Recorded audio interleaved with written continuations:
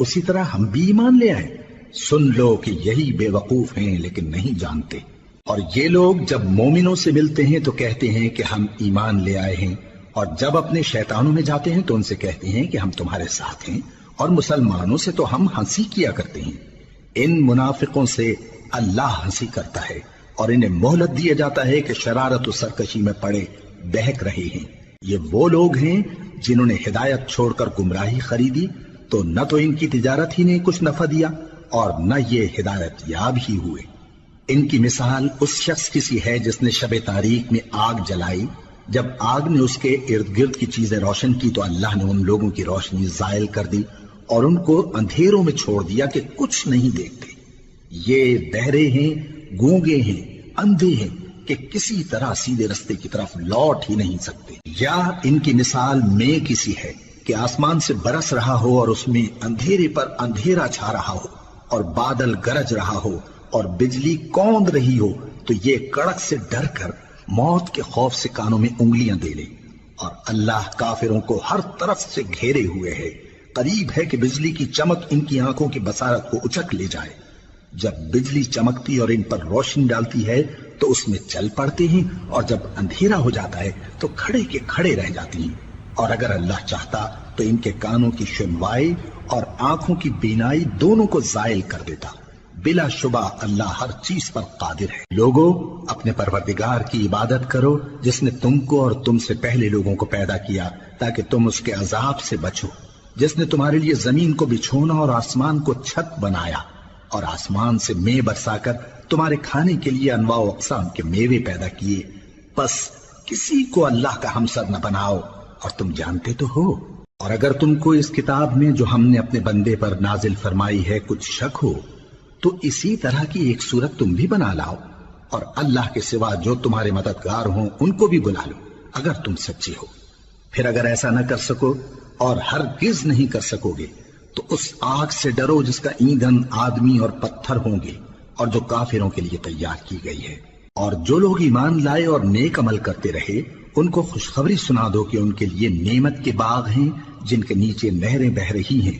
جب انہیں ان میں سے کسی قسم کا میوہ کھانے کو دیا جائے گا تو کہیں گے یہ تو وہی ہے جو ہم کو پہلے دیا گیا تھا، اور ان کو ایک دوسرے کے ہم شکل میوے دیے جائیں گے، اور وہاں ان کے لیے پاک بیویاں ہوں گی اور وہ بہشتوں میں ہمیشہ رہیں گے۔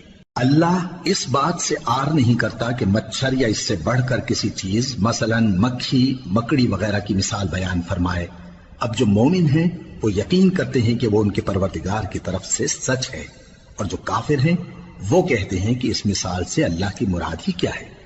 اس سے اللہ بہتوں کو گمراہ کرتا ہے اور بہتوں کو ہدایت بخشتا ہے، اور گمراہ بھی کرتا ہے تو نافرمانوں ہی کو، جو اللہ کے اقرار کو مضبوط کرنے کے بعد توڑ دیتے ہیں، اور جس چیز یعنی رشتہ قرابت کے جوڑے رکھنے کا اللہ نے حکم دیا ہے اس کو قطع کیے ڈالتے ہیں اور زمین میں خرابی کرتے ہیں۔ یہی لوگ نقصان اٹھانے والے ہیں۔ کافرو، تم اللہ سے کیوں کر منکر ہو سکتے ہو؟ جس حال میں کہ تم بے جان تھے تو اس نے تم کو جان بخشی، پھر وہی تم کو مارتا ہے، پھر وہی تم کو زندہ کرے گا، پھر تم اسی کی طرف لوٹائے جاؤ گے۔ وہی تو ہے جس نے سب چیزیں جو زمین میں ہیں تمہارے لیے پیدا کی، پھر آسمانوں کی طرف متوجہ ہوا تو ان کو ٹھیک ٹھیک 7 آسمان بنا دیا، اور وہ ہر چیز سے خبردار ہے۔ اور وہ وقت یاد کرنے کے قابل ہے جب تمہارے پروردگار نے فرشتوں سے فرمایا کہ میں زمین میں اپنا نائب بنانے والا ہوں۔ انہوں نے کہا، کیا تو اس میں ایسے شخص کو نائب بنانا چاہتا ہے جو خرابیاں کرے اور کچھ تو خون کرتا پھرے؟ اور ہم تیری تعریف کے ساتھ تسبیح و تقدیس کرتے رہتے ہیں۔ فرمایا، میں وہ باتیں جانتا ہوں جو تم نہیں جانتے۔ اور اس نے آدم کو سب چیزوں کے نام سکھائے، پھر ان کو فرشتوں کے سامنے کیا اور فرمایا کہ اگر سچے ہو تو مجھے ان کے نام بتاؤ۔ انہوں نے کہا، تو پاک ہے، جتنا علم تو نے ہمیں بخشا ہے اس کے سوا ہمیں کچھ معلوم نہیں، بے شک تو دانا ہے، حکمت والا ہے۔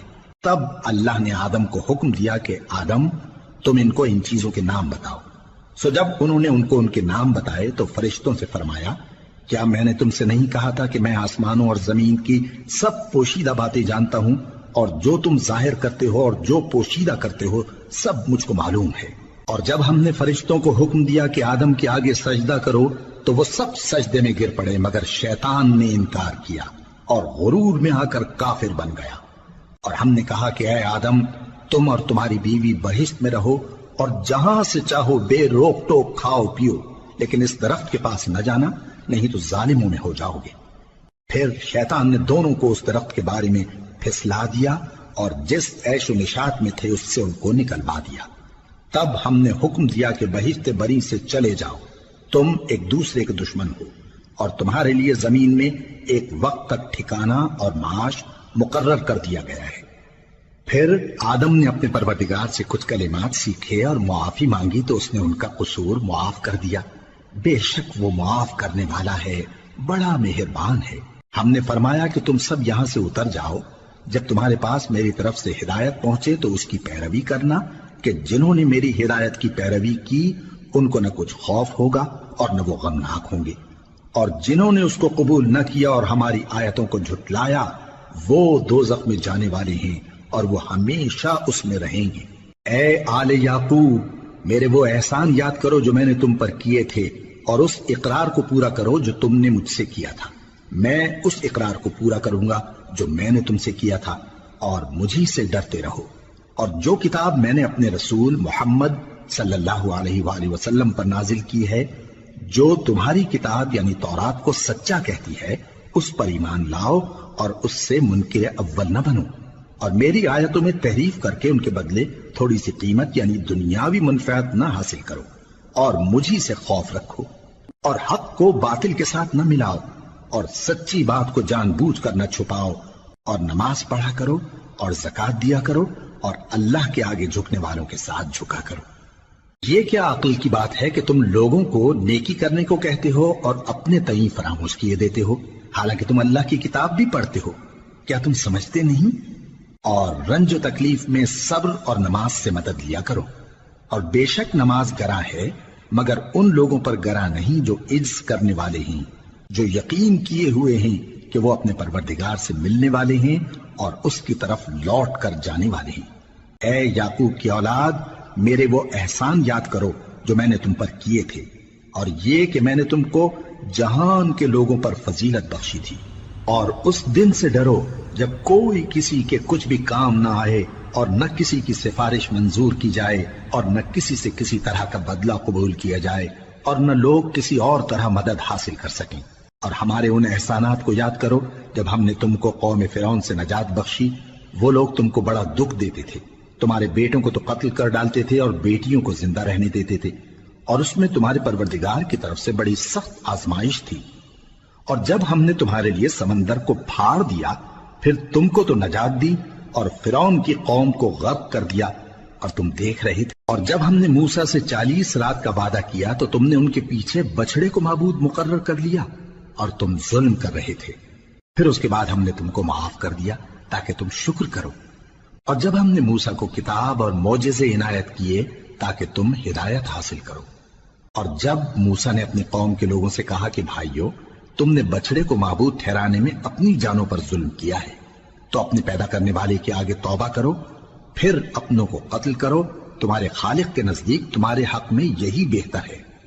پھر اس نے تمہارا قصور معاف کر دیا، وہ بے شک بڑا معاف کرنے والا ہے، بڑا مہربان ہے۔ اور جب تم نے موسیٰ سے کہا کہ موسیٰ، جب تک ہم اللہ کو سامنے نہ دیکھ لیں گے تم پر ایمان نہیں لائیں گے، تو تم کو بجلی نے آ گھیرا اور تم دیکھ رہے تھے۔ پھر موت آ جانے کے بعد ہم نے تم کو اثر نو زندہ کر دیا تاکہ احسان مانو۔ اور ہم نے بادل کا تم پر سایہ کیے رکھا اور تمہارے لیے من و سلوہ اتارتے رہے کہ جو پاکیزہ چیزیں ہم نے تم کو عطا فرمائی ہیں ان کو کھاؤ پیو، مگر تمہارے بزرگوں نے ان نعمتوں کی کچھ قدر نہ جانی، اور وہ ہمارا کچھ نہیں بگاڑتے تھے بلکہ اپنا ہی نقصان کرتے تھے۔ اور جب ہم نے ان سے کہا کہ اس گاؤں میں داخل ہو جاؤ اور اس میں جہاں سے چاہو خوب کھاؤ پیو، اور دیکھنا دروازے میں داخل ہونا سجدہ کرتے ہوئے اور حطوۃن کہنا، ہم تمہارے گناہ معاف کر دیں گے اور نیکی کرنے والوں کو اور زیادہ دیں گے۔ تو جو ظالم تھے انہوں نے اس لفظ کو جس کا ان کو حکم دیا تھا بدل کر اس کی جگہ اور لفظ کہنا شروع کیا، پس ہم نے ان ظالموں پر آسمان سے عذاب نازل کیا کیونکہ نافرمانیاں کیے جاتے تھے۔ اور جب موسیٰ نے اپنی قوم کے لیے ہم سے پانی مانگا تو ہم نے کہا کہ اپنی لاٹھی پتھر پر مارو.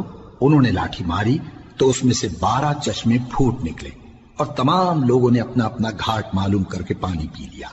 ہم نے حکم دیا کہ اللہ کی عطا فرمائی ہوئی روزی کھاؤ اور پیو اور زمین میں فساد نہ کرتے پھرنا.